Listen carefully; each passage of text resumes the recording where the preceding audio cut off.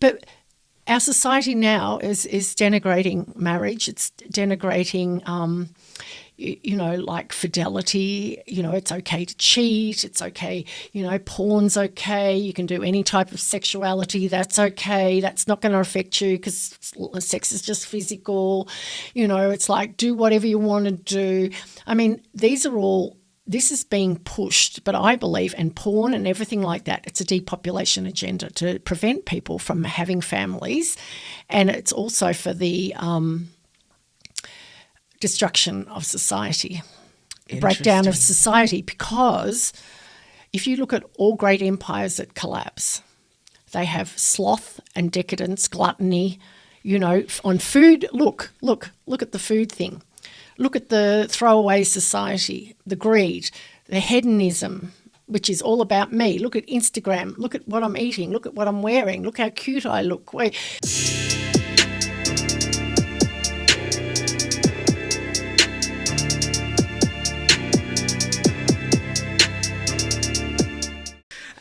We've started actually, but thank you so much, Jane, for coming over. This has been a long time coming, but looking at first of all how you represent yourself, your brand, knowing that you're also an international author as well, and also you've also had lots of experience, like how we spoke about before.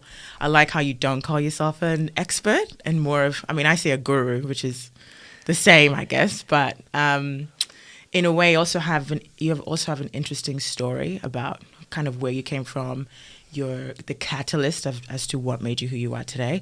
And I would love to talk about so many aspects about what's going on in the dating world. And as a millennial myself, I would like to talk about someone who sees it and not have to read it or watch it, but actually has great hands-on experience with this. So welcome. Thank you. It's a pleasure to be here, Beck. I'm excited to be here. And amazing you're doing this work. Oh, thank you. I acknowledge you. It's important topics. I know. You ready? Yeah, I'm ready. So, starting from the beginning, I'd like to get to know your story. I know I was reading a bit about you, but you also mentioned, starting off, what made you kind of gravitate towards, helping people with love and relationships and sex and, breakdown of marriages and stuff like that. So where do I start? It's a big story, but I guess I can see right from being a child, I was a child that always asked why questions. Right. But why, I'm not sure about that. Why? I didn't always believe everything I was told, right? And then at 16, I was an exchange student to Canada. Okay. So I sort of, in that time, I lived with 12 different families in 12 months. Right, wow. So I actually got to study family therapy, really, and I actually observed what worked and what didn't work in relationships and families. Right. So then if you're looking at those 12 families, what did you take? Every month, right. I shifted homes. So it'd be so many different dynamics that you'd have going into that. So what stood out? What was your main, what did you take away from that? So what I took away from that, because I always felt like I didn't belong in my family. I was like this black sheep that, I had a lovely family, but it's like I didn't feel at home in some ways, right? But what I noticed, the family that I would consider the most successful family that I stayed with, they had so much fun together. They played tricks on each other. They laughed together. They played together. They were just a hoot. Right. So was that more like a friendship that they had as well, or what was? Well, it was just more the fun they had. At 16, that's what I observed. Right. And they just sort of rolled with the humour and the fun, and there was respect there, and they were all, they were older than me, their children, but they all had goals and visions and purpose to be chiropractors, some of them, because the father was a chiropractor. But it was like Anyway, that's, at 16, like I had limited power to observe back then, remember? Right. What I would see now and what I saw at 16 Oh, yes. is quite different, right? Yeah. I think it's also interesting to get that perspective, because then it kind of, because you're still in that sort of malleable age where you can still be molded in a certain way. I think if you went there at 40, you'd be like, okay, well, you'll see that objectively and not kind of take that in and be like, this is what I would love, or this, I never even knew this existed. So then coming from that exchange program, like what? So then I went for, because I was also artistic, creative. So I studied art and design, right, at uni. However, I also studied psychology and sociology. Okay. At the same time was my passion. So that I could feel myself divided by those two things, right? So then I went overseas when I finished all that, and my brother was killed in an accident. He was 18 and I was 21, which was a very life-changing experience, and I had several mystical experiences in that year. So I had become sort of agnostic, I suppose, around religion, spirituality. I always had a sense there was something there, but I'd put it to the side. So I became very connected to my spirituality when my brother died. I had a sense that he died something was wrong about a week before he died. I psychically picked it up. And so I was in Greece when that happened, and my brother was back here, and I actually missed his funeral, which was a big thing to miss, right? Because by the time I got back here and I got the message back in those days, it was difficult. But on the plane going home, the song, I think it's America or Chicago, "If You Leave Me Now, You Take Away the Biggest Part of Me." Do you know that song? It's a beautiful song. Can you sing it? Yeah. "If you leave me now, you take away the biggest part of me." And that was playing, and the clouds outside the window were just extraordinary, like the formation of the clouds, and I could feel God. I just felt the presence of God in this moment of grief, and I asked myself the questions. I said to myself, why did he die? This is the why questions, right? Why did he die? I'm going to find out why he died. What's the purpose of life? Why I'm here? And how does this all work? He's died for a reason.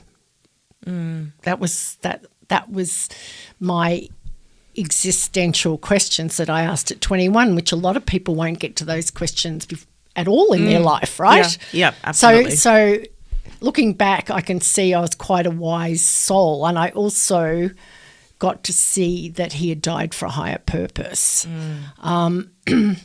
which I worked out when I was about 45. I worked out why he had died, and part of that reason is for me to do the work I do, right? Yeah, that's amazing. Yeah, and also incredibly, my father was a funeral director. Right. All right, so my brother's death enabled him to have deeper compassion and understanding of what people go through when they have a child that dies, or they're going through death, a tragic death, and he'd also had his brother who had died in an accident at 21, can you believe? Wow. And his father had died at 61 of cancer. So I find this is the most interesting thing. I find that everything happens for a reason, and it's usually the purpose, if you really connect the dots, is leading you to your higher purpose or your God-given purpose in life, because we're all born with innate gifts and qualities that are there to be used in this lifetime for the highest good of all. Yeah. Yeah, and so then do you believe that we're born with free will, or do you think that the destiny is? Oh, that's a bit of a doozy topic, that one. I do believe we have free will, however, within the contract that we've been born with. Right. Right. That's what I've come to like. I wouldn't have said that even 10 years ago, but that's where I've come home to now. It's like the Buddhists, the Akashic records, apparently the Bible. I've got to find this out. I've got to double check. Don't take it as gospel, but says the book of our life is already written before we're born. Right. So right. we come in with a contract of the lessons we need to learn and the people we're going to marry or not marry, or where we're going to be born, where we're going to live, the people that will be in our life. It's already, I know that it's already written. And then do you feel like it ends there, or do you feel like it sort of keeps going? Like if it's a contract, does it finish once you're, because I believe our souls are eternal, so it's not like I feel like we come from the dirt and we end up in the dirt and that's it. I actually find it quite hard and puzzling to meet people who just think that. I'm like, how? But hey, each to their own. But yeah, do you feel like that sort of continues and we come back, or do you feel like our souls and our spirit sort of continues without a physical body? I'm a believer in reincarnation, that we come back with lessons to learn. I know it's sort of a bit of a tricky one to talk about. It's like, let's say if you have somebody that you've been cheated on a lot in a relationship per se or whatever. I can't prove this. Are you going to come back as a cockroach or something? No. That you in a past life may have cheated on somebody a lot, and that you need to learn what it feels like. Right. So I can't prove that, but that sort of makes sense to me, Like a reason to that. Yes, because I was actually because I've actually had past life regression, where what came out was that in a past life I lived in the Middle East somewhere, and I was a man, right? I was a man, and I was very promiscuous. I was actually married, and I had several daughters. Wow. Didn't have any boys. I didn't treat my daughters very well. I didn't respect them. I didn't treat my wife very well. I didn't treat women very well. I was actually quite an arsehole, to put it bluntly, right? And that I've come back into this life to learn the sacredness of sexuality and being a woman and the feminine and the sacredness of woman. And I thought, wow, that makes sense to me. It just sort of... That is so interesting. Even just coming back to the subjects that we'll talk about today, what is being feminine? What is being femininity to you? Because now we're in an era where it's very, we can't even define what a woman is anymore. Like it's... I know, it's crazy. It's a head job, so to speak. Right? Yeah, it's designed to confuse. Yes.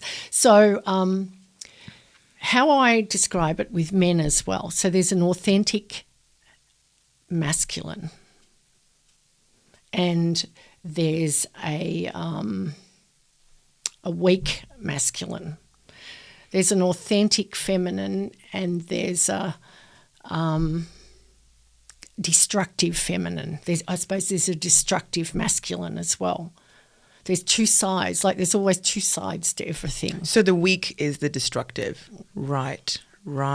So the feminine that's destructive, she's very masculine, right? In her, and she can be very... There's times that we need to be like that. Like I was part of the first feminist group, so don't throw stones at me, right? But extreme feminism today has gone way too far the other way, and it's really destructive to the guys. Like the guys aren't needed anymore. They're trash. Yeah, and women are playing the game of being a guy, you know, playing the guy, and the feminine, but a woman can be the divine feminine, have power. She's empowered. She's got more power that way. She doesn't have to be in this competitive masculine sort of way of being. Occasionally we need to do that, right, to get a job or whatever. But there's a time and a place for it, but not to stay in that.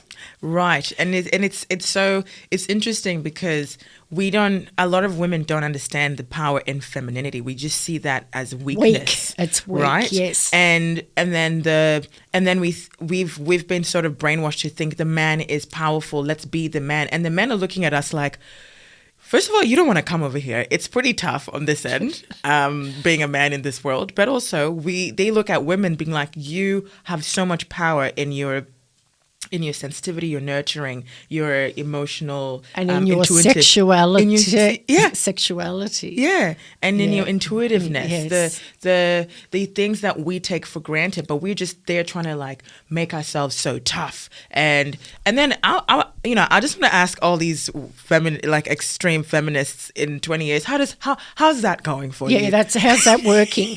That's right. Like there's big fallout, and women are paying a high price for free sex. Yeah.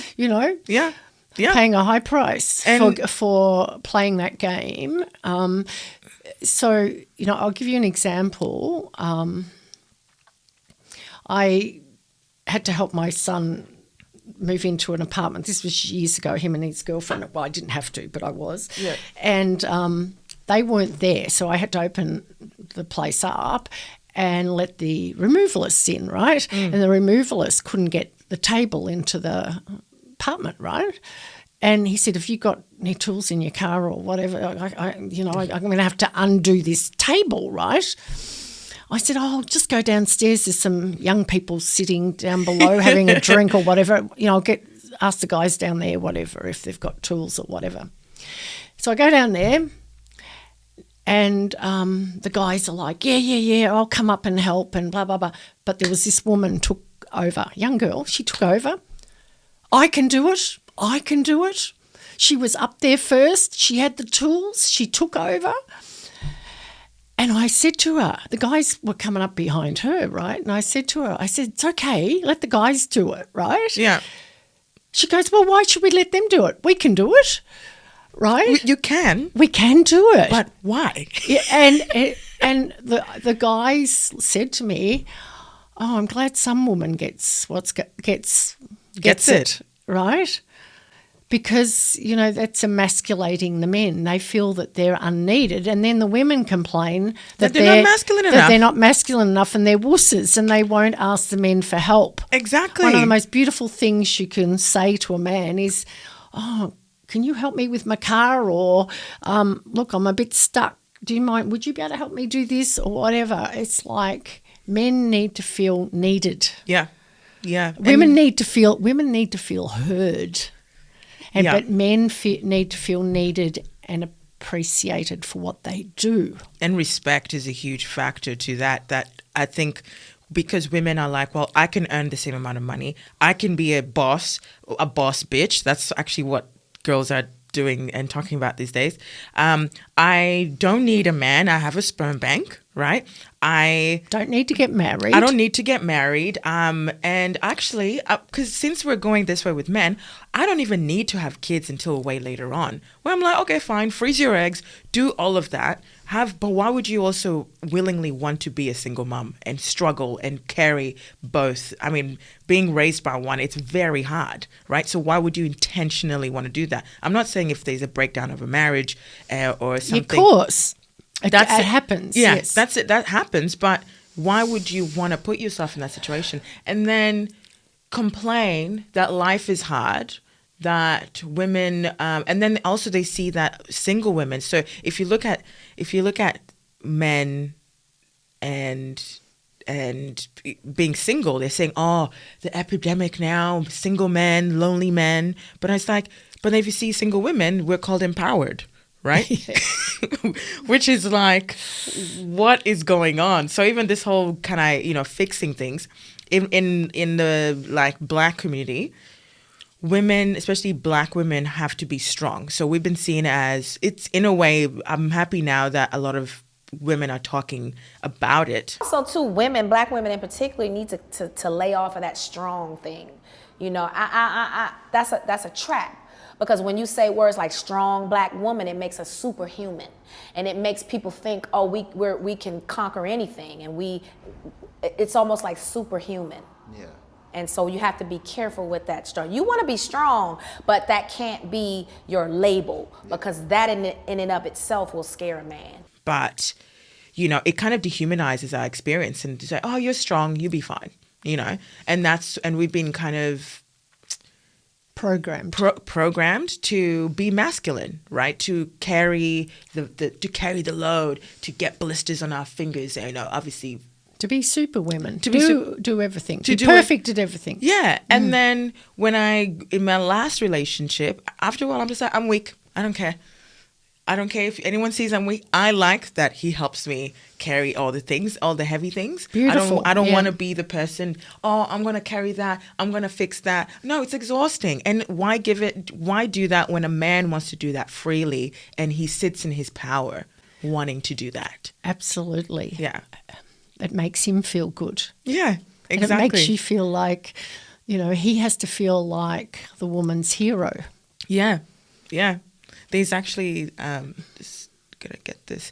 There was an article that came out. Morgan Stanley, the financial. Yeah. Yes. Which is funny because they don't really care about dating. They're like, what does dating have to do with finances, right?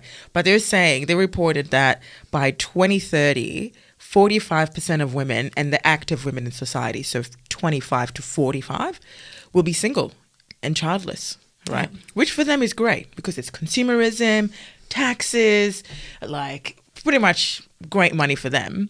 But it just got me thinking. For me, that was scary because that's like the highest amount in history. So what are your thoughts on that? What do you think? Well, this is controversial to say, but there's a lot of evidence out there. There's actually a depopulation agenda at play, right?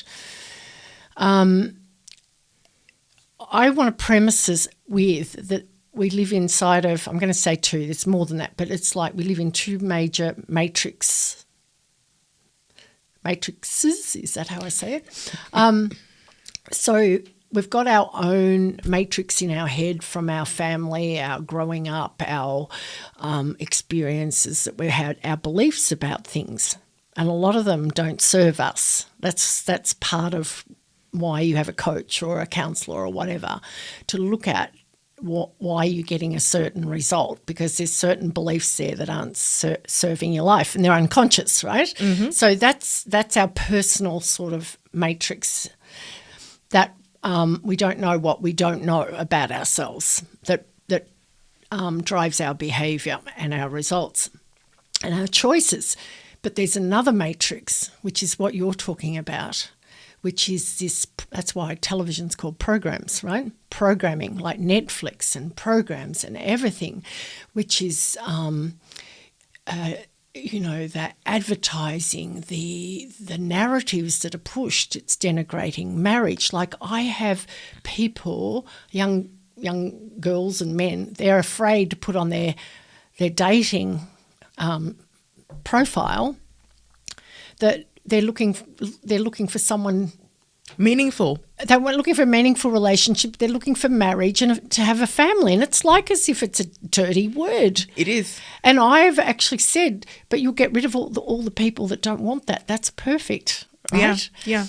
Right? But our society now is denigrating marriage. It's denigrating like fidelity, it's okay to cheat, it's okay, porn's okay, you can do any type of sexuality, that's okay, that's not going to affect you because sex is just physical, it's like do whatever you want to do. I mean, these are all this is being pushed, but I believe, and porn and everything like that, it's a depopulation agenda to prevent people from having families, and it's also for the destruction of society, the breakdown of society, because if you look at all great empires that collapse, they have sloth and decadence, gluttony, on food. Look at the food thing. Look at the throwaway society, the greed, the hedonism, which is all about me. Look at Instagram. Look at what I'm eating. Look at what I'm wearing. Look how cute I look. Like this narcissism, hedonism, and the big gap between the really rich and the poor. But there's also the sexual decadence is always a sign that a civilization's on the verge of collapse, and we are totally there. If you study civilizations and their collapse, we've got it all.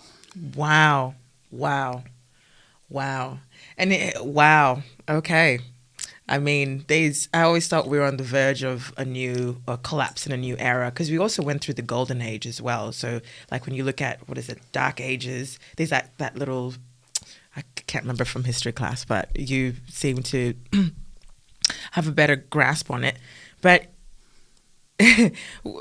my main thing, I don't know, some people have said, and correct me if I'm wrong, but it's also, having the rise of contraceptives, right? So meaning that you can rise of contraceptives and sexual liberation, right? So that sort of marriage between the two, and then bringing in social media, has sort of kind of created a perfect cocktail for hedonism, for the loveless sex that people are having at the moment, which, I mean, we're not saying it's right or wrong. It's not right or wrong. I say it's not moralizing, but as you say, how's it working? Look at the results. Yeah. You've got all these people that can't find a partner in all ages. Yeah. Yeah. Right? And deep down, our greatest desire and soul urge is to be loved and to give love. It's like, it's a human need.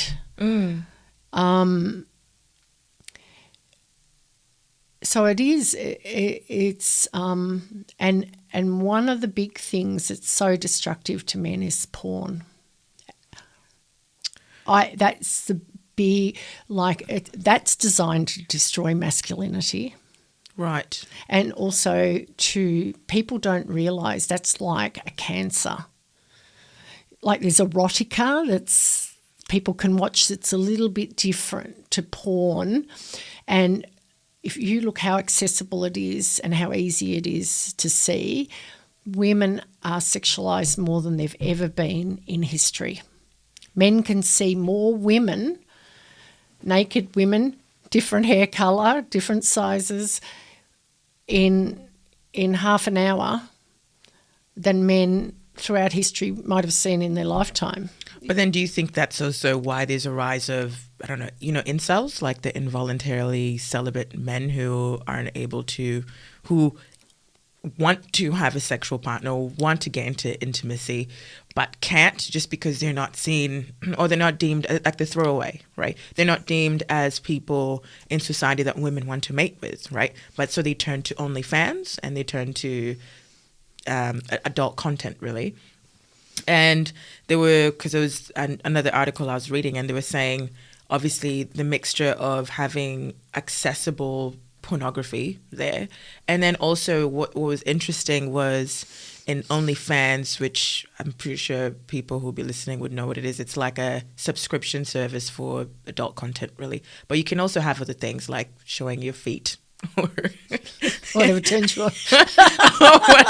Whatever. Gotta laugh.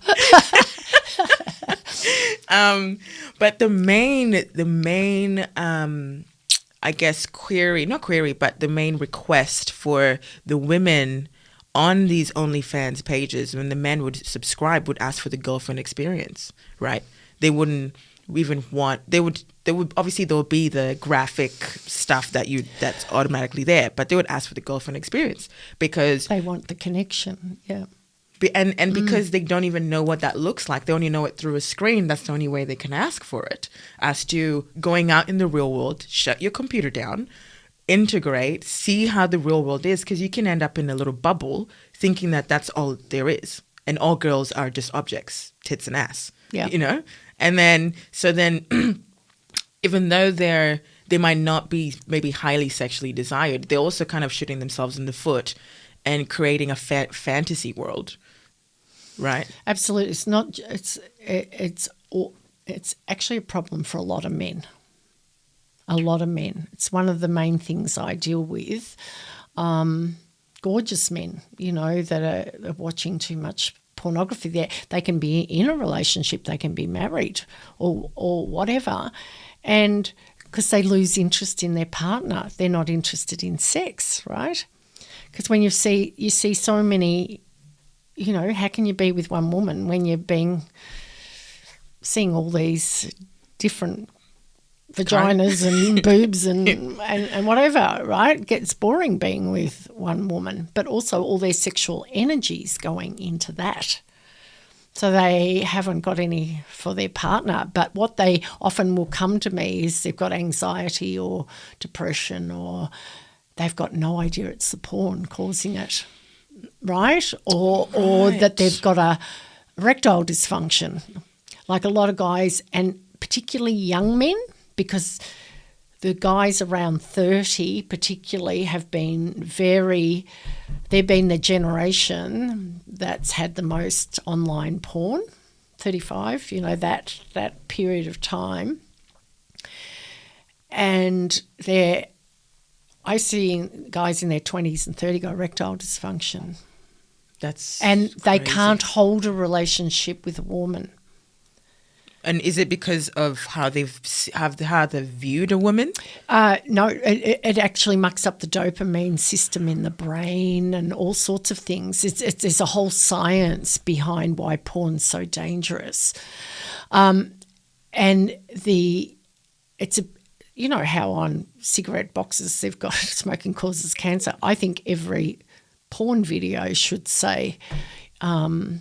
It causes depression and anxiety. It's like warning, porn can create anxiety, depression, erectile dysfunction when used excessively. Yeah. And because with how dopamine acts, it's sort of hedonistic in itself, and it wants more and wants more and more and more and big, more hardcore. Yeah, it's more hardcore. Yes, and it's designed to destroy masculinity, see?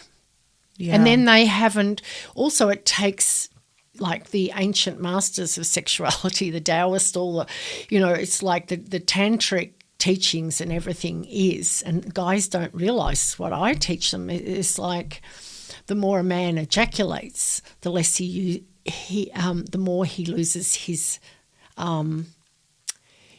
power. Like our societies, it's like the more sex you have, the more you ejaculate. The more power. The happier you'll be.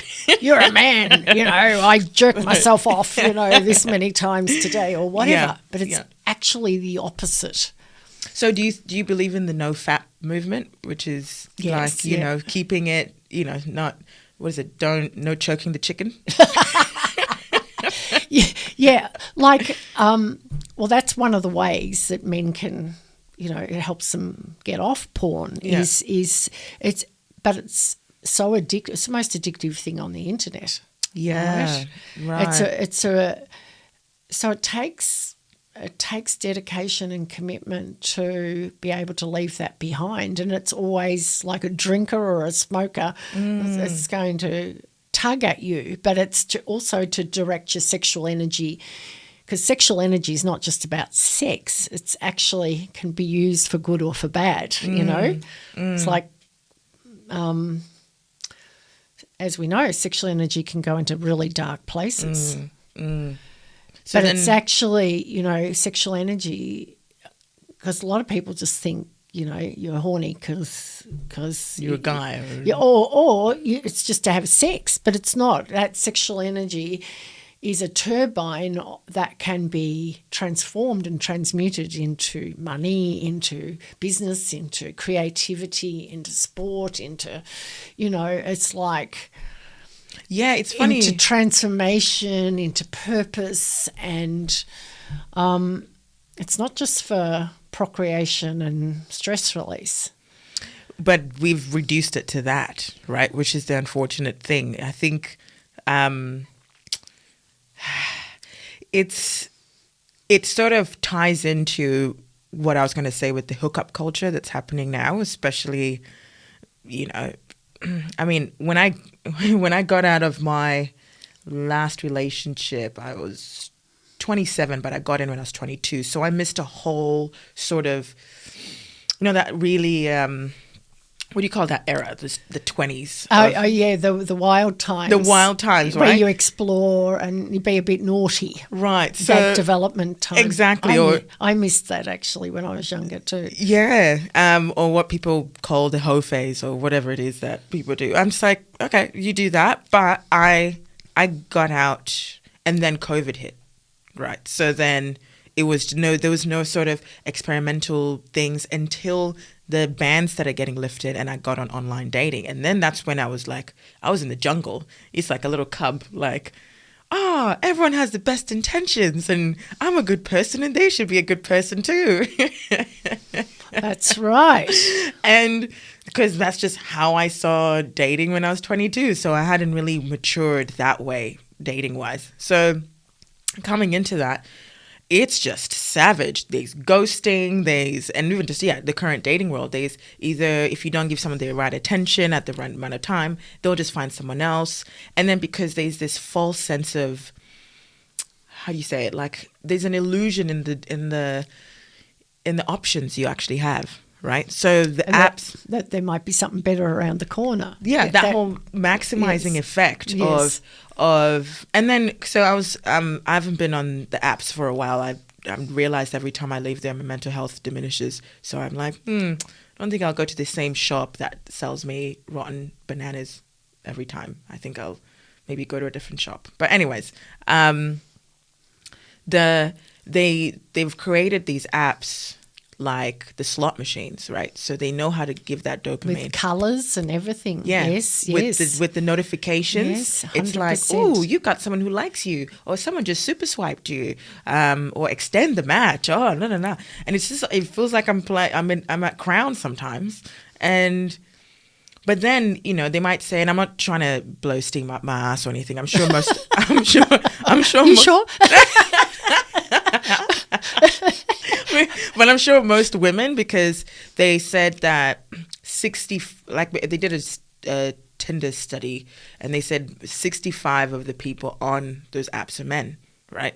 So these women will get an overwhelming response compared to the men who might get maybe one or two sort of matches.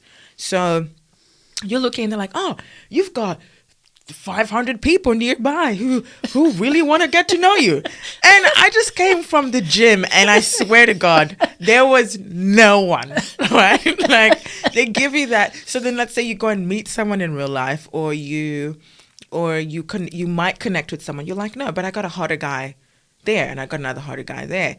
And then even just taking a deeper dive into it, we're only measuring them off physical aspects, right? How does a man who is 6 foot, how can he show that he has a growth mindset?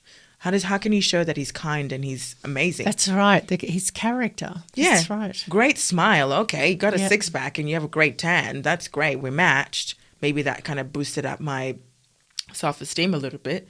But then that's it. There's no sort of knowing if it will go anywhere. And most of the time it doesn't, because the moment that they get the smallest thing wrong, or like you feel like they're kind of iffy about one thing, sorry, bye. I got 1,000 other men waiting, which they're not, but you know what I mean? Like that's the mindset that we have now, that we can't commit. We just we want the best and the best and the best. Yeah, this instant satisfaction, or instant gratification and high expectations. And So how I see it is that my suggestion is the way to meet people is to find activities, like if you want to go salsa dancing, or go and do the activities that you love doing. And activities, that's where you're more likely to meet somebody. Do you like online dating? Would you recommend it to? I think it's an extra tool. Like a supplement, no? Yeah, a supplement. Right. However, the main thing is to make yourself happy and go to the places and the interests. And if you like the football, go to the football, go to a football club and help there or whatever. Live your life. and get to know someone in the real world. Yeah. And see them for who they are in their environment rather than the online dating.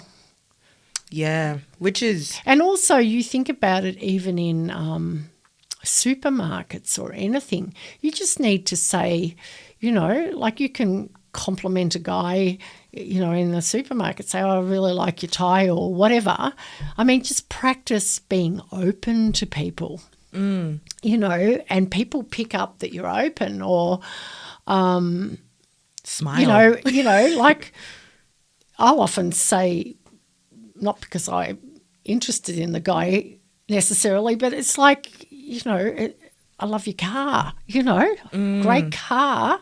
I love those cars or whatever. There are ways you can open up a conversation. And again, like if you've got something wrong with your car, like ask a guy to help you at the service station. Pick the one that you like. Right, there's a million ways. Yeah. You just got to think outside of the box. Yeah. And be confident, because when you shine, people come to you. And like attracts like, so you want to attract that energy anyways. If you're closed off, then you won't. Absolutely. Right. But then you see... And also, the problem is women have given away their power by going to bed with men straight away. So men, have got this endless supply of women that give in to them, really. They don't have to work hard to get a woman. Even if they want a girlfriend, like they don't have to work hard. So what's happening is dating is backwards now.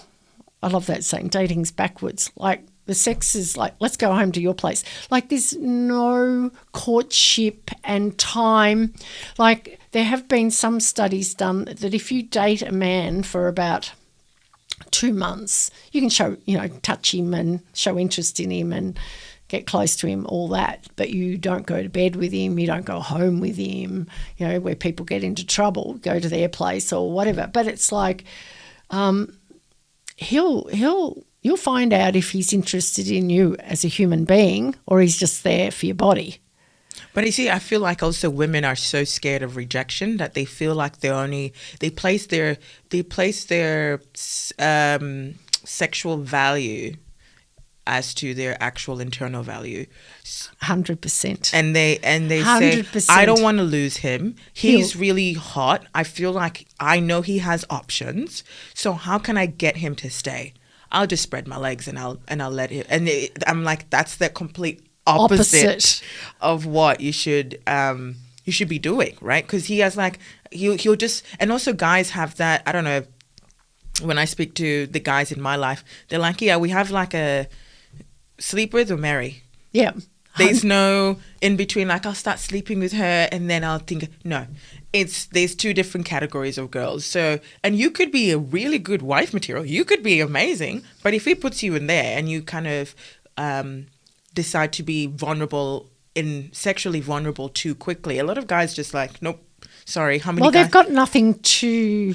They've got the icing on the cake, straight away. I mean, why would you give the goodies so quickly? But also, the other thing that does for women, it sets.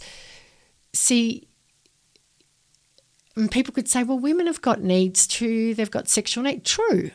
This is not right or wrong. This is what works and what doesn't work. Because what happens is we've only got so many hearts that can be broken. Yeah. And we've got to protect our soul, protect ourselves through the choices we make and everything. The problem is people are not protecting their soul and their heart and going ad hoc into things. And like if you go to bed with a man straight away, he might be cool, you might feel this connection. You don't even know him. He might be married. He could be seeing 5 other women. He could be not at all interested in a relationship. He might be just out of a relationship and he's in pain and he just wants to get rid of his pain by somebody showing interest in him. So you haven't even got a foundation of trust, or you've got no knowledge about this man. So you're setting yourself up for a crash. Like occasionally some people can sleep together early on and it can go through to marriage and it can work. But the odds are against it. Oh, and also it's like the likeliness of maybe even achieving a climax is like 0 to none on a one night stand. That's right. Because he doesn't know, he doesn't care. Guys always win. They'll always,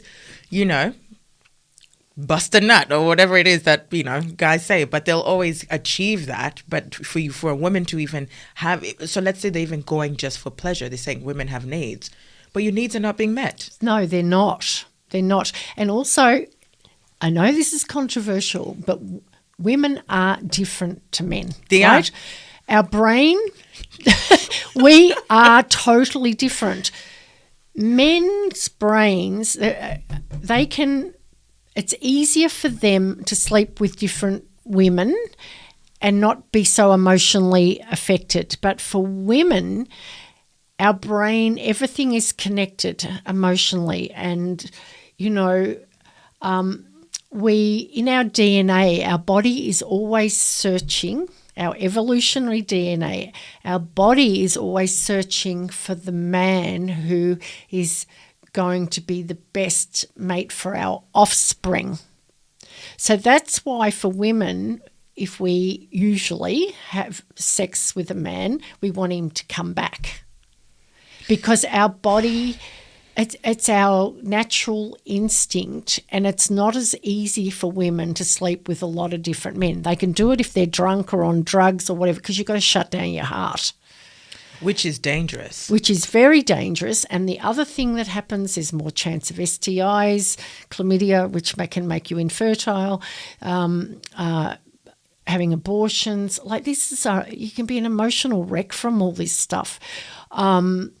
There's more chance of being, if you go with a guy to his house and you don't even know him, of him treating, sexually assaulting you or being rough with you or whatever, and you've got to carry that damage, and then that gets taken into the next relationship and the next. So if you keep doing that, the goods become more and more damaged, and it makes it harder when then you meet a nice guy that could be a potential. You're a wreck, and you emotionally.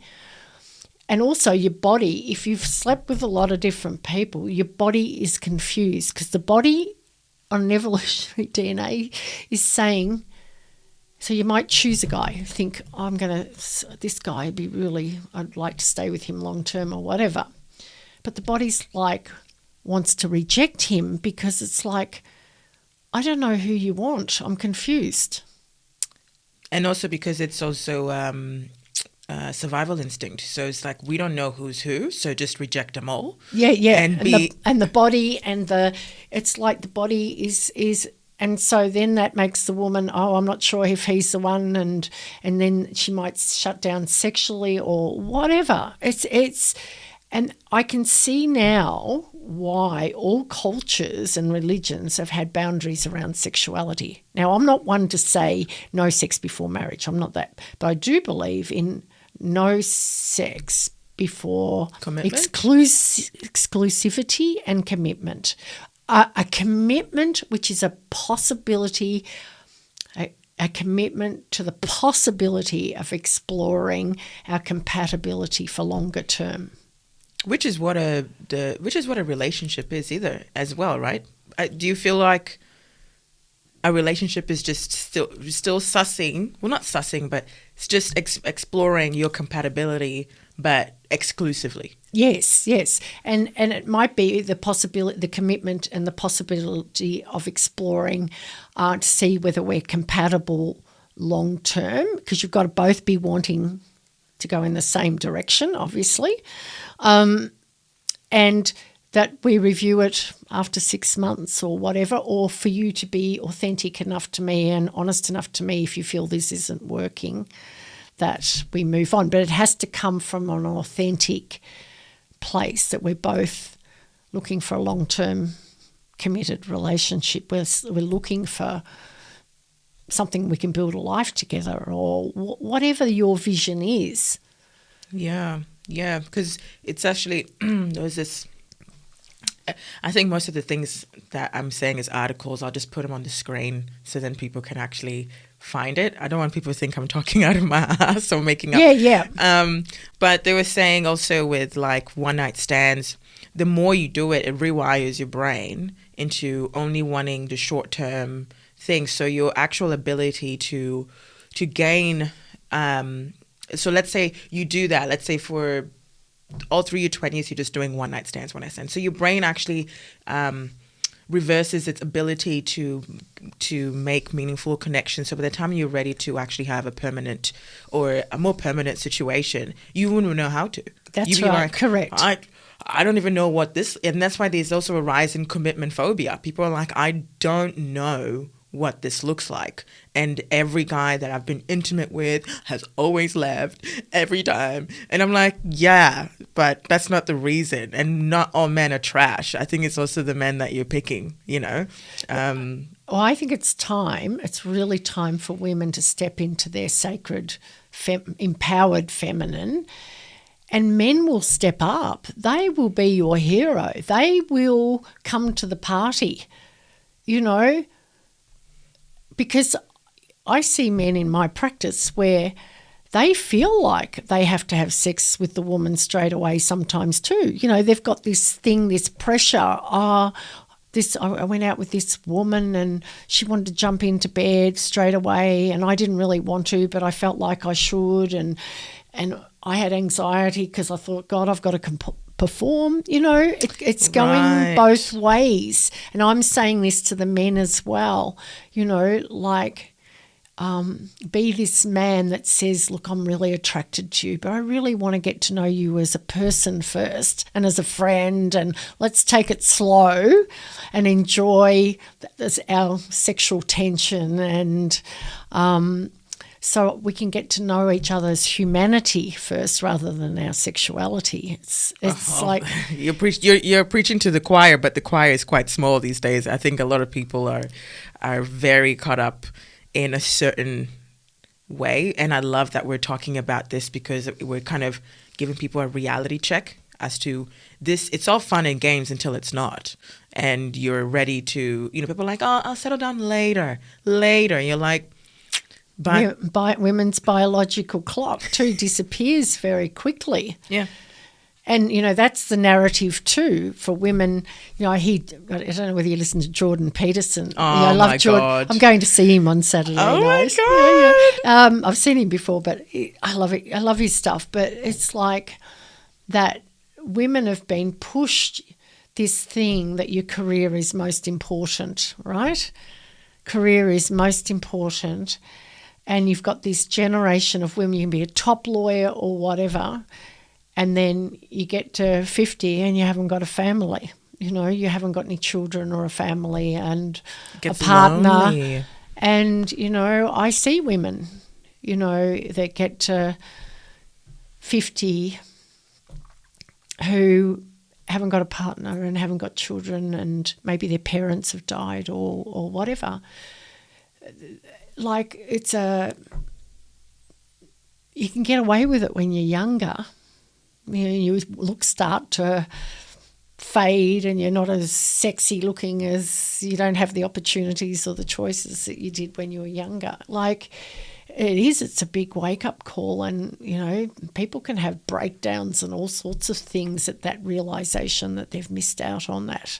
And sometimes it's not intentional either. People, but in the older age group now, it's a bit different, but your generation, this push for career and I've got to have this great career and I'm not going to get married till late. You might have met this great person when you were younger. They could have been your perfect mate and you could have developed your career as well, right? But the narrative is you got to play, you got to have fun, you got to travel, yes, I'm all about doing that, but there's balance. It's quite nuanced, right? Because you can't. It's not really black or white, right? It's not like leave your career away. Because I think there's also a fear of becoming that 1960s housewife who had no career. Her husband's abusive, sleeping with the secretary, and she has nowhere to go. She's a wallflower. Exactly. And I think we've gone to the other side now where it's like, I'm not a wallflower, damn it. I'm interesting. I am intelligent. I'm interesting. I can do everything. Yeah. I'm going to have a great life, And it's funny because even though you're saying this generation as well, like there's also like on social media, there are women now speaking out being like, oh my God, I think she had just turned 46 and she had to go to the hospital, and that's when a lot of the times it hits them when they're like, oh, who's going to take care of me? I'm sorry. It dawned on me that I'm 46 years old and I don't have a husband to take care of me. I don't have a husband to help me get ready.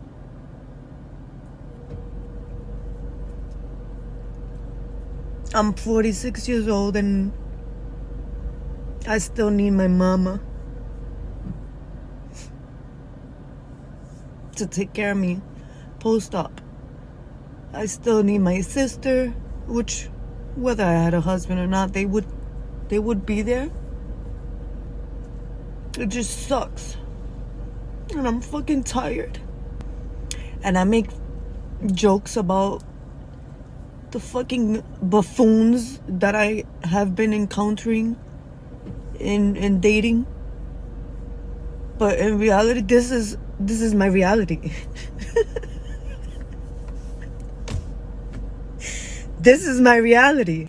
When I'm in this certain situation, I'm childless and I have no partner, and I know I can't rely on my mum. Sooner or later, I'm going to have to take care of her. But also there was the other side. I was reading on, I think it was Reddit or Quora, which showed this. Someone randomly asked like, how is bachelor life long term, right? Because all these guys also are like, well, I don't need to commit if all these women are willing to sleep with me, and I can just jerk off on porn. I can go out with my mates. I can do whatever I want to do. I can travel. Yeah. I can, I'm fertile for until I'm bloody 99. That's right. Yeah. So who cares? And this guy was like, yeah, it's actually quite scary. You get to that weird even Joe Rogan said it too. Where there's psychological needs that are just as valuable and important as physical needs. Like we know we have needs for nutrients. We know we have needs for water. We have needs psychological for all sorts of different things. Our communities are incredibly important. Love is incredibly important. Family is incredibly important. I know some people that are older men that have been bachelors their whole lives and they're childless, and now they don't have a deep connection with anybody, and they get to this very weird, strange place where they're like, is this it? Now I'm 70 years old and I've never really had children and I don't know what to do, and this is my life now. And it's they've all their friends have had families now, and their families, a lot of times the kids are grown up, and it becomes very, very strange. It's like you get into that weird in-between phase where it's like your friends are married, he was 56, so it's like your friends are married or they have kids, and maybe if the marriage didn't work out, that's fine, but they actually experienced that. Yes. Yeah. And while they were, chasing diapers, I was busy traveling, on boats, like loving life. And he's like, I don't regret those experiences, but it's actually quite eerie coming home now,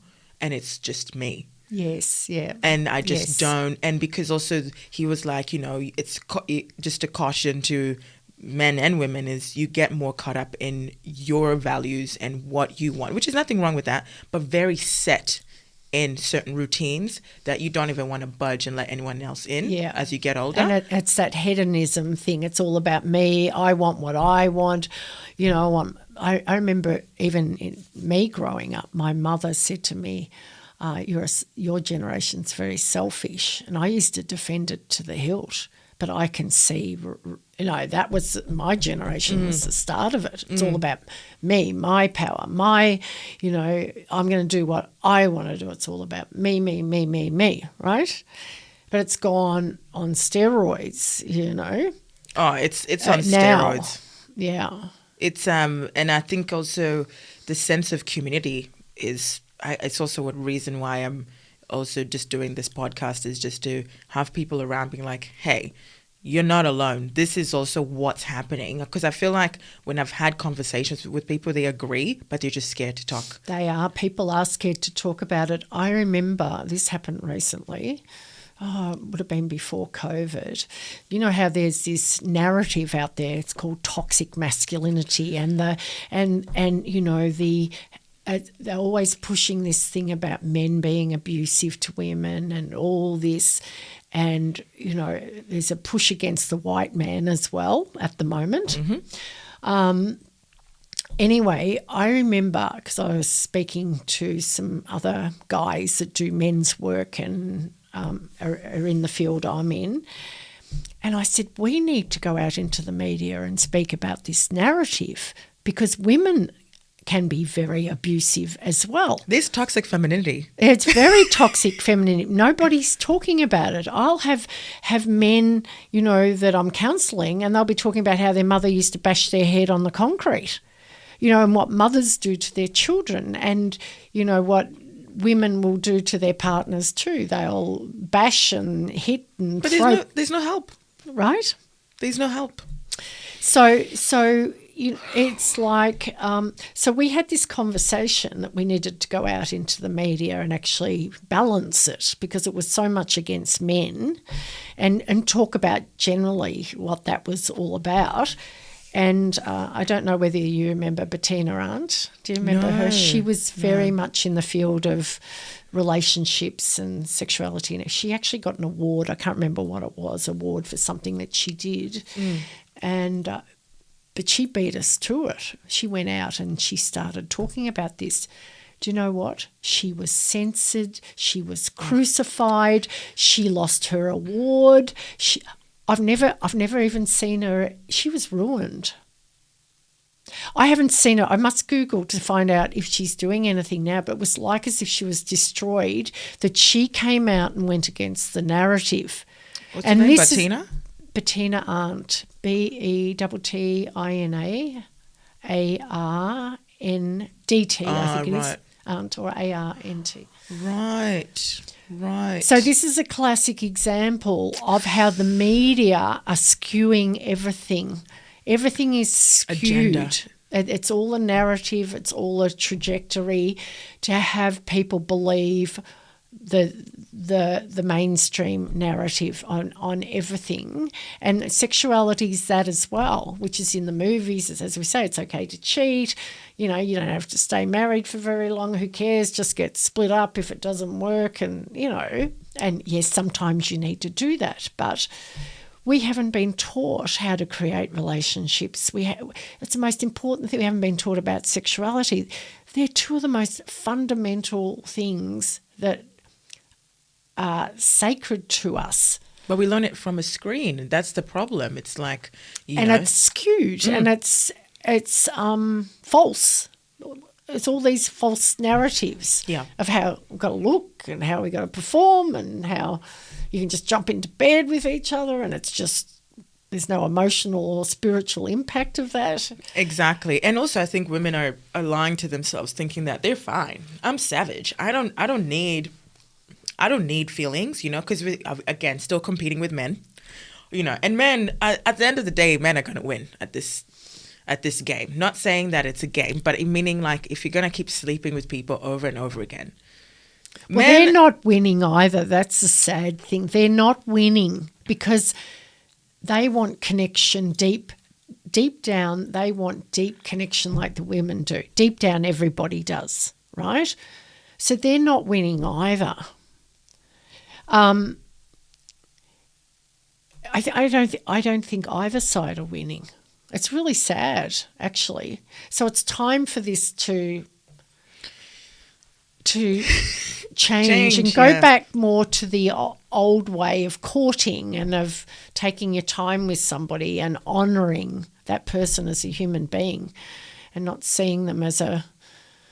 But you see, I think what is, because I've just been seeing the impact of social media, especially now, is because, you know, comparison is the thief of joy, right? But when you go on Instagram, it's just the highlight of someone's life. It's not showing that maybe after that photo we got into a fight and I cried myself to sleep that night, right? Yeah, so I'm suffering from depression or anxiety, or I've lost my job, or I'm confused about my career. And one of the big things is people have no sense of purpose, and there's a push for the secular society too, which is godless, right? That's although there's a spiritual awakening. There's a new age that they're trying to do, but a lot of it, especially even, I mean, I hate to say, in Australia when I got here, I realized how godless it was. But I feel like they like it that way because then they can sort of make their own rules as we go along. Maybe instead of having like a holistic view on a human being, we only have like maybe scientific view and that's it. And then everything else when it comes to morals and rules, it's mainly politicized, and that can change and it's fleeting, right? So what we thought was fine to say 10 years ago is completely different now. As to in spirituality or in religion, it's been consistent for the last, I don't know how many thousands of years. There's universal laws that make life work, or metaphysical laws, you know, outside of religion, whether you believe in religion or not. We're spiritual beings having a human experience, but it's like there are laws that make life work, you know. There's the law of gratitude, the law of cause and effect. That's why we have to be, there's karma attached. That's what karma is. Or in the Bible, it says what we sow, we reap. So the choices we make have impacts, you know, and it affects other people too. And we have to be very careful of the choices we make. So there's karma around everything that we do. We either get it either serves us or it doesn't serve us. You know, the law of belief, the law of forgiveness. There's like from what I know, I might be wrong, the Jewish religion talks about this. There's 300 laws, you know, that if you follow them, your life will work. So it's like getting in flow where you're in the sacred rather than you're all over the place. You follow those laws of life. And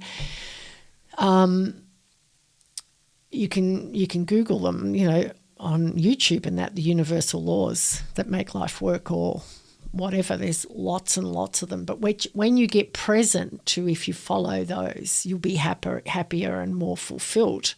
But there's laws around sexuality and relationships that too. People don't want to follow. They want to just pick and cherry pick what they want from maybe Buddhism and Judaism and whatever it is. And then when it doesn't benefit, they're like, yeah, I'm not a Christian today, you know, because I met this guy and this is sort of. And I'm not saying that your spirituality is defined by your sexual prowess or anything like that. But it's just, I like how you say sexuality is not just sex. It's like it's part of your whole being. It's how you act and how you reflect it's what you reflect onto the world as well.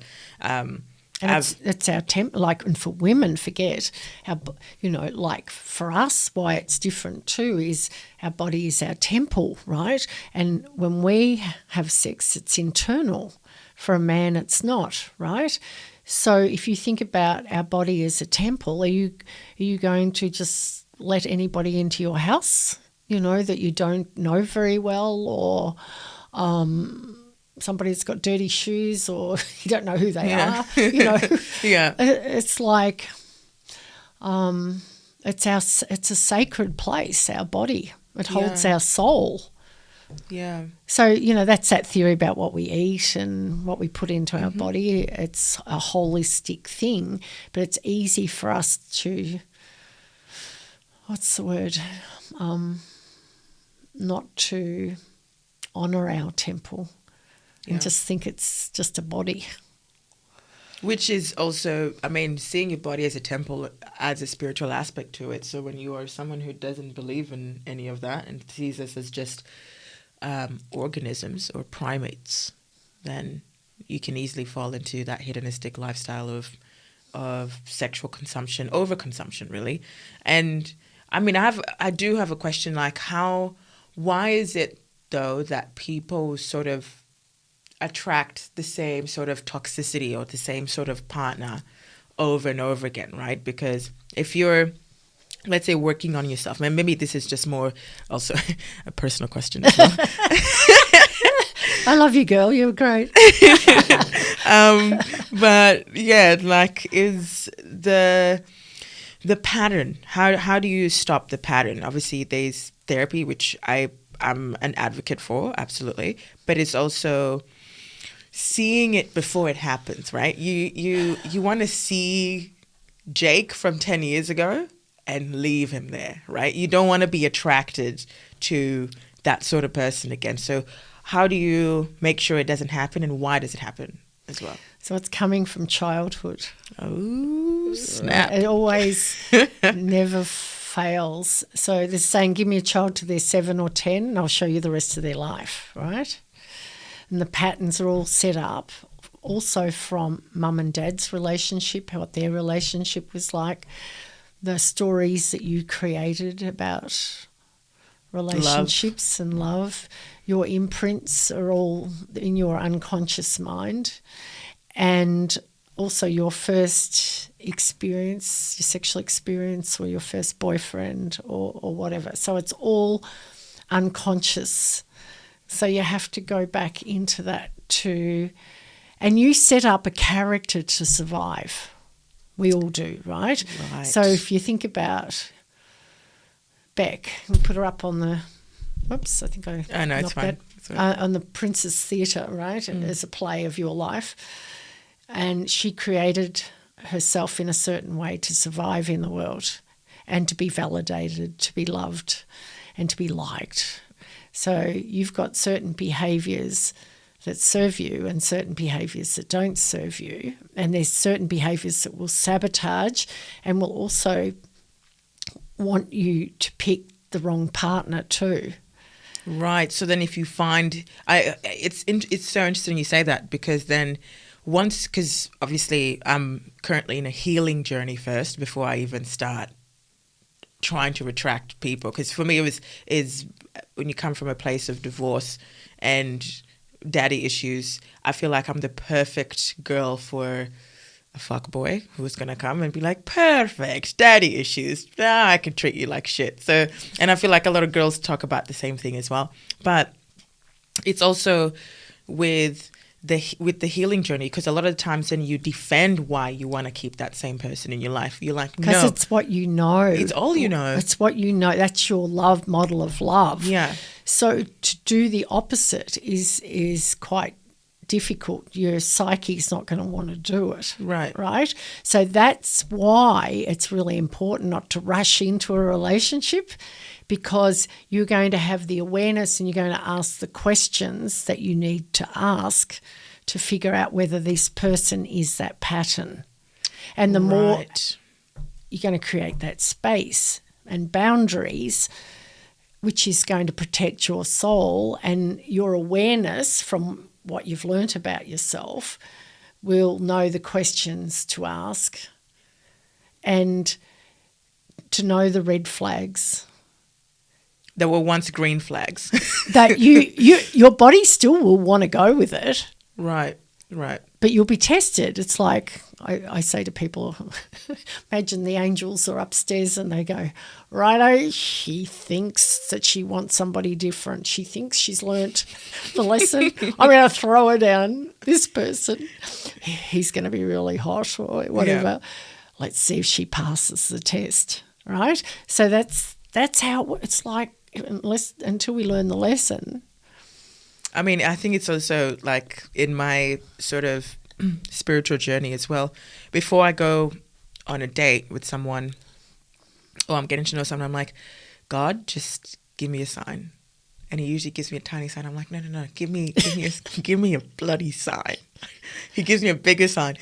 Come on, like, I really like him, but I just need a sign, until it's like the biggest bulldozer on my head. Like, told you he wasn't the one. I'm like, no.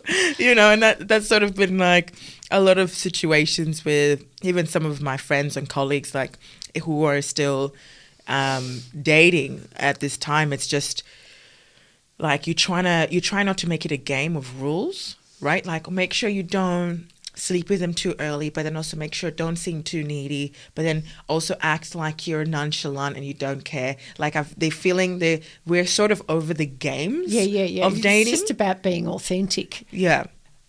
And real. Because the problem is, we go in with rose-coloured glasses and project all this stuff onto the other person.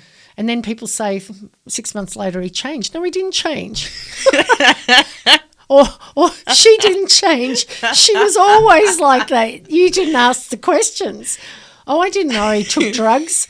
Or did you ask what his opinion of drugs is? Right. Oh, what's your opinion of cocaine and drugs? Where do you stand on that? I fucking love it. Right? That's, or, where are you at around relationships? Like, what are you looking for? Like, really authentic questions. Right. So do you believe in there's people who meet each other and they just fall in love? Like, it's just like. But that's lust normally. Right. It's not love. Right. Lust at first sight. Which can lead to love. But most of the time, if you are really, really, the more attracted you are to somebody physically, it's usually a sign they're more likely to be your pattern. Really? Yeah. Very strong physical attraction. But then isn't that sort of... You can have it. There's attraction and there's very strong attraction. But then at the same time, being strongly attracted to someone, I feel like I sort of have a fear behind that, and I don't know if other people relate to this as well, that it's temporary. You're not going to always look like that. So whatever that physical attraction is, it's going to fade regardless. So you don't want that to be the main... Course. Yeah. Of course, but you do have to have that feeling of being attracted to somebody. Yeah. It's like a friend, or, it's all about who we're attracted to, like a girlfriend or whatever. We're not talking sexually or whatever, but, we are attracted to certain types of people. Yeah. Energetically, right? Yeah, absolutely. Absolutely. And it also, it's funny that when you don't step back and look at why you attract certain people, they actually the energies just attract each other. If you're coming from a place of lack and you're coming from a place of abandonment issues or something, it's just the perfect avoidant attachment personality will just come and slide right in, and it will just be this obviously match made in hell. But it's very fascinating. So then what do you feel is like the foundations of a good relationship from what you've seen in your years of experience? What would you think? Self-awareness. Yeah. Knowing yourself, know thyself. Also to integrity, authenticity, honesty. Yeah. And commitment. Yeah. All those old-fashioned values. Well, they're not old-fashioned. They're like, if you have a business, you need those things. The business won't work. Yeah. If you don't have those things there, it's the foundation. And, if you look at a relationship, meeting somebody, it's a bit like you're not going to, if you want to buy a business, you're not going to walk in there, have a look at it and think, I like the look of the colour of the walls and this is really cool. I'm going to buy this business. right? That an analogy, that's just crazy. You haven't seen the books, you haven't done your due diligence, you haven't talked to the owners, you haven't got to know the clientele, you haven't looked at what else, what else is around. So the analogy's the same. Are their books straight? Are they taking cash out? Or, it's exactly the same scenario. And it's an investment too. And a relationship's an investment too. So if you crash and burn, as I said, how many hearts can you have broken? So then where do you see the future of dating? Where do you think we're headed? I mean apart I'm from optimistic. Okay. With the dash of the collapse of society. Yes, I us. believe a lot of things need to collapse. Right. It needs to collapse and it needs to rebuild. A lot of this online stuff needs to collapse. So online stuff. So apart from maybe adult content and do you think like social media? You're talking about online dating, or what about online stuff? Well, good question. How that's going to evolve, we don't know. But I think somehow the structures that we're living inside of need to fall and need to be recreated. Yeah. There needs to be a transformation because it's not working. But even just the backlash from society of just speaking up is, I think, the scariest thing. Like when they say, like now the saying is, go woke or be broke, or go woke or something like. So now people are like, no, they're silenced because their wallets are at jeopardy. That they're like, and their business and their work and their reputation. Like I said about Bettina Arndt, it's like she was destroyed. That's crazy. So then I wouldn't want to go on mainstream media because I'd be crucified with what I'm saying too. So yeah, right. This is why you've got all the podcasters and the alternative media, so where authenticity can be spoken and people can decide their own truth. Right, but at least they're not just being brainwashed with one sort of narrative, which is the worst in itself. I'm just trying to save as many people. Like, join us on this side. It's nice. There's no heavy lifting. All the men do it, Well, it's a beautiful place to be. I love it. It's a beautiful place, and it's self-honouring. It's self-respecting. It's self-sacred. It's not. The other side's trash, really. and right? It's a hard place to live. Yeah, it's actually, that's what I was thinking the other day. I'm like, men aren't trash, women aren't trash. It's just the culture is trash. Like what we're going through now it's the situation, not the actual individuals in it. We're just caught up in it. Yes, we're not terrible people. No, we're just been surrounded by. Been programmed into away from the sacred, away from ethics of what makes life work and what'll make our hearts sing. Yeah. People are lost and confused. Yeah. They're really thinking that it's through more sex or by watching more Netflix or by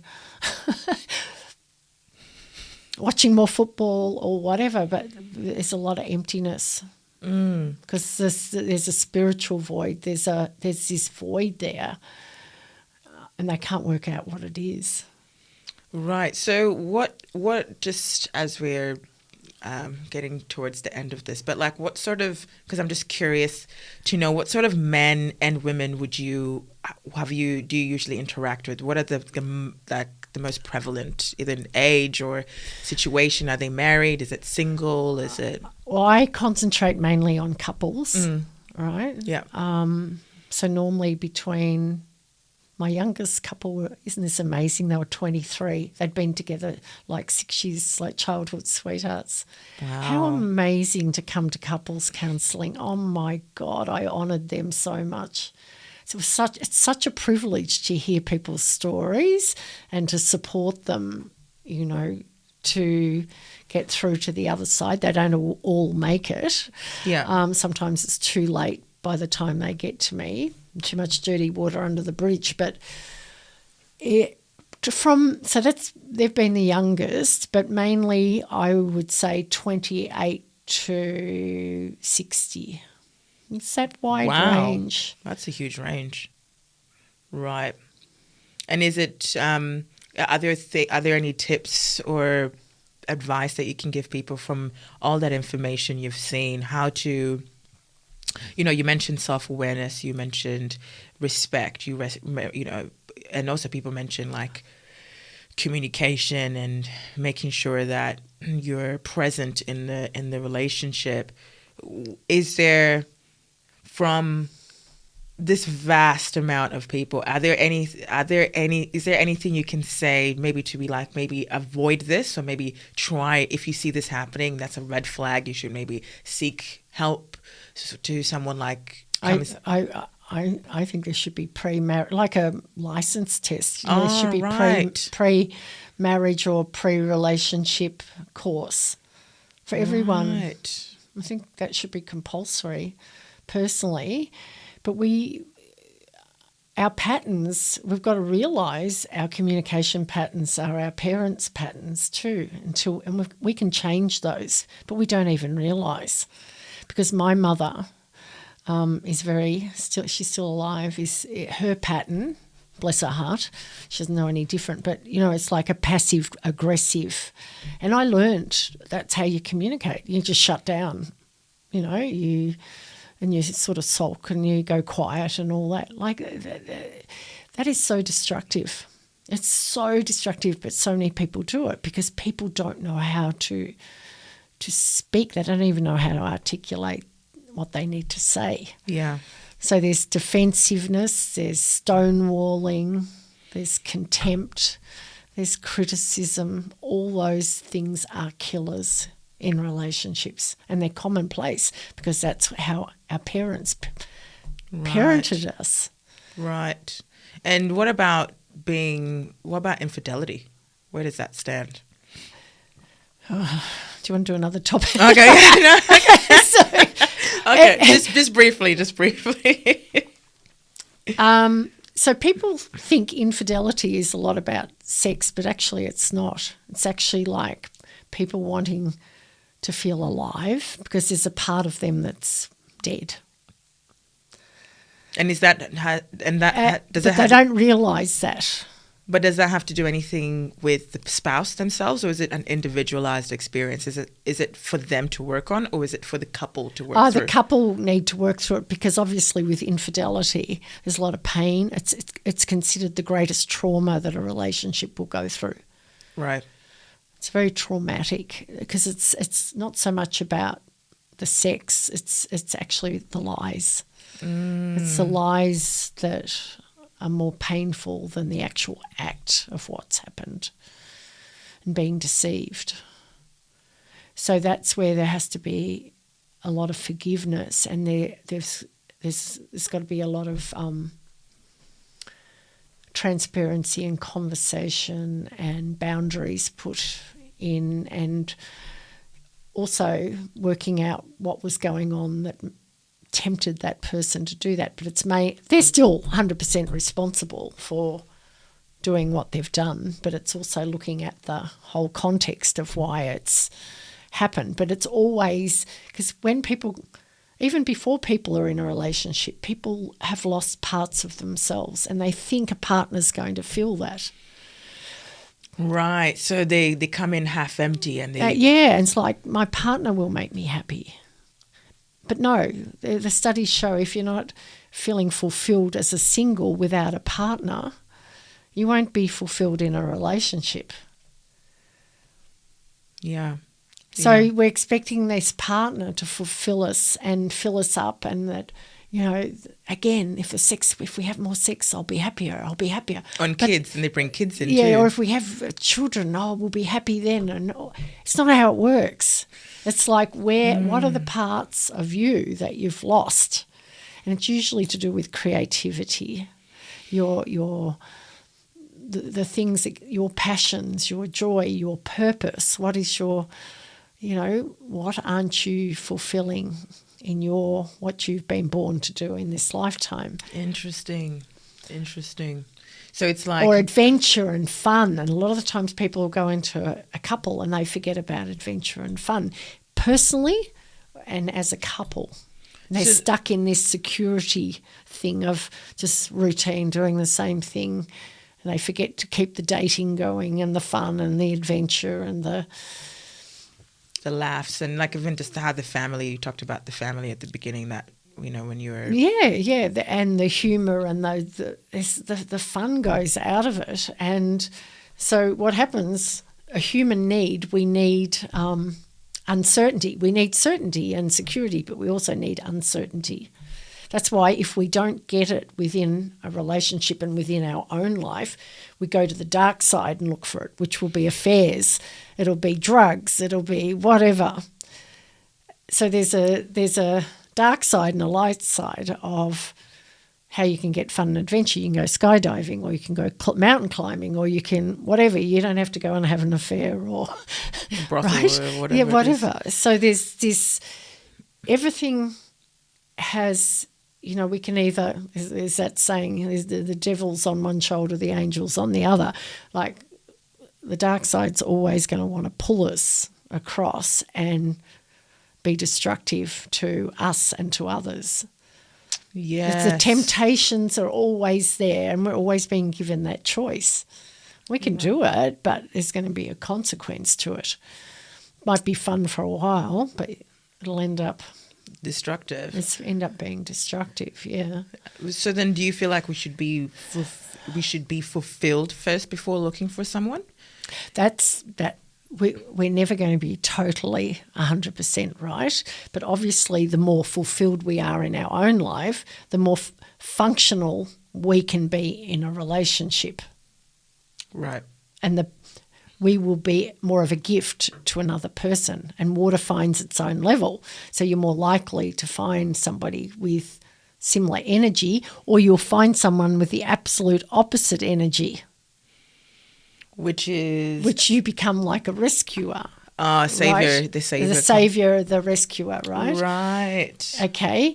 But that will always break that relationship, because with physics, water finds its own level. It has to break. Right. It's like trying to mix oil with water. Right.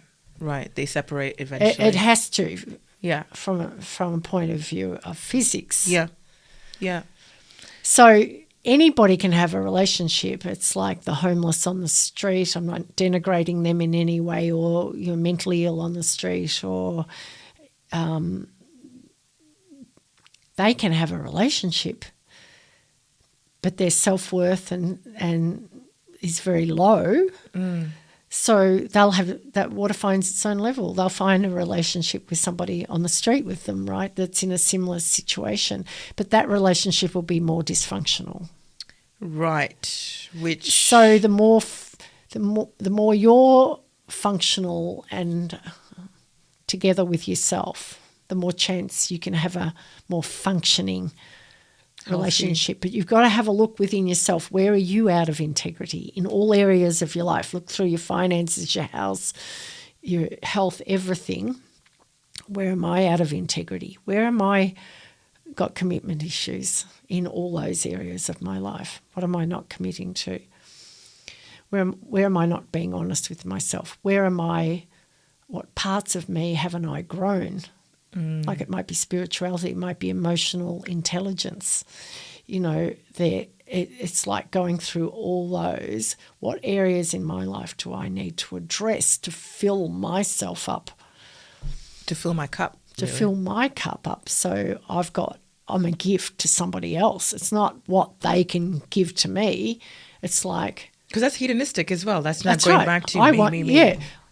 Like, I want you to be...